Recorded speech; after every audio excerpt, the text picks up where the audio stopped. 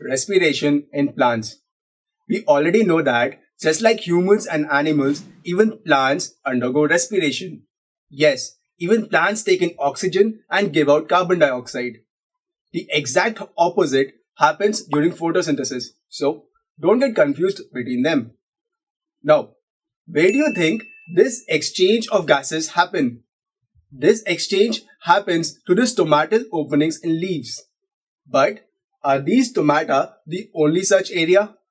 This gaseous exchange also takes place on the surface of roots, lenticels on stems, etc.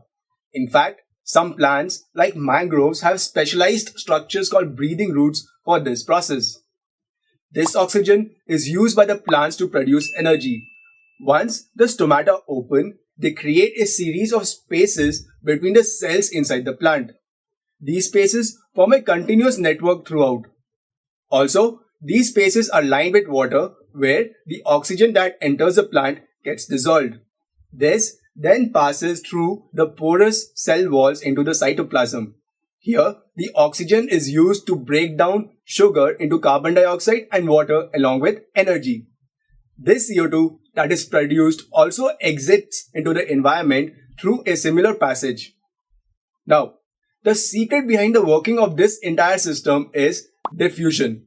Once the oxygen starts getting used up in the cells, it leads to a gradient, which is nothing but a difference in oxygen levels between the air inside the cell and the air outside in the spaces.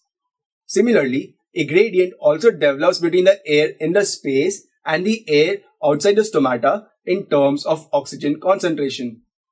And thus, according to diffusion, oxygen moves from the higher concentration area, that is, the environment, into the air spaces and finally into the cells.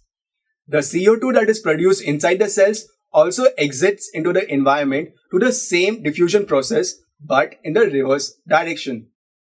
So friends, in this video we learned about respiration in plants and how the entire process takes place through diffusion. Till next time, happy learning.